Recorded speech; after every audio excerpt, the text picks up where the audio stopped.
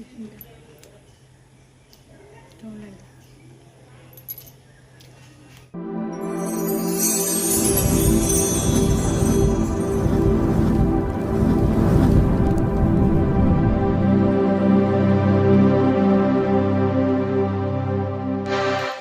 নমস্কার বন্ধুরা, তোমরা সবাই কেমন আছো? আশা করি ভালো আছো, আর আমিও ভালো আছি। আজ আবার একটা নতুন ব্লগ নিয়ে চলে এসেছি প্রতিমা এডিটিংয়ে।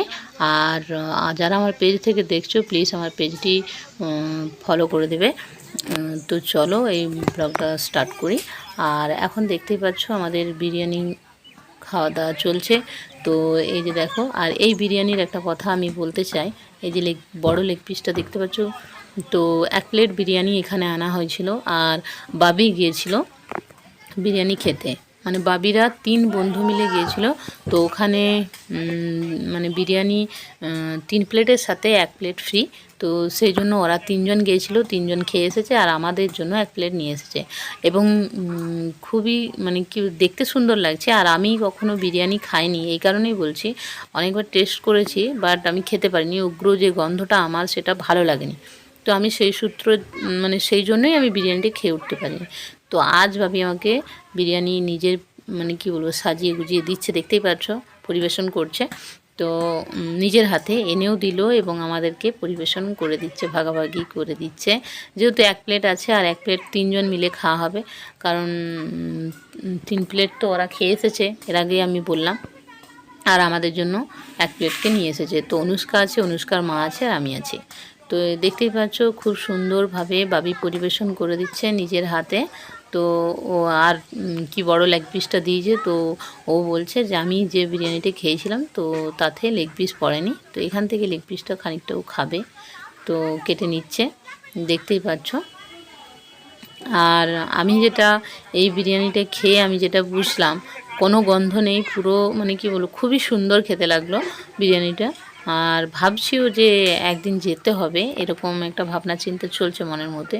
কারণ একা একা তো যাওয়া যায় না, হয়তো 2 একজন গেলে তার সাথে যাওয়া যায়। তো দেখা যাক, সঙ্গ জোগাড় করি আগে, তারপরে যাব। আর অনুষ্কা খেতে বসে গেছে, দেখো তোমরা স্যালাডগুলো দিয়ে দিচ্ছে বাবি। আর বাবি সত্যি, এর আগেও আমি বলেছি, বাবি খুবই কাজের, মানে বাবির কোনো তুলনা হয় না। আর ছেলে হয়ে কোনো কি বলবো যে একটা বিরক্তি ভাব, আমি কেন করব, তোরা মেয়ে, তোরা কর, এরকম কিন্তু না। ও কিন্তু আমি দেখেছি যেটা ওর গুণ একটা, যে ও সবার সাথে মানে সবাইকেই পরিবেশন করে দেয়, সবাইকেই করে দেয়। তারপরে তোমার ঘরোয়া কাজ করে দেয়, অনেক কিছু। আর অনুষ্কাকে আমি জিজ্ঞেস করলাম যে খাওয়ার পরে কেমন লাগলো, তো অনুষ্কা একবার খেয়ে বলছে দারুণ খেতে হয়েছে মনি। আমি ওকে জিজ্ঞেস করছিলাম, আর ও দাদার সাথে কথা বলছিল যে তুমি একটু লেগ পিসটা খাও, তুমি যে বলছিলে যে তোমার পাতে লেগ পিস পড়েনি, তো খাও। তো সেই জন্য দেখতে পাচ্ছ বাবি একটু খাবে, টেস্ট করে দেখবে আবার। আর বাবি সত্যিই ভালো, মানে খুবই খুবই ভালো যাকে বলে। আমাদের মানে কি বলবো, আমাদের ছেলে বলে বলছি না, খুবই ভালো। বাবি হচ্ছে আমার ভাইপো, সেটা তোমরা অনেকেই যারা আমার ভিডিও দেখো তারা জানো। আর এই মুহূর্তে একজন সবজি বিক্রি করতে আসছে রাস্তাতে, তো তার ভয়েসটাও আশা করি আসবে। কাছেরটার থেকে দূরের ভয়েসটা বেশি ধরে ফোনেতে, তো সেই জন্য আমি বলে দিলাম তোমাদেরকে। আর অনুষ্কা খাচ্ছে। আর আমি মানে কি বলবো, আমাদের বাড়িতে মুরগি মাংস চলে না। তো চলে না বলতে, আমি তো আমার বাড়িতে মুরগি মাংস খাই না, তোমরা এর আগেও জানো। তো মেজ বৌদি ওরা খায়, কিন্তু আমি খাই না। তো সেই জন্য আমি এগুলোকে নিয়ে বাইরে চলে যাব, এবং আমি নিজের হাতে খাইনি, মেজ বৌদি খাই দিয়েছে। তো চলো দেখতে থাকো।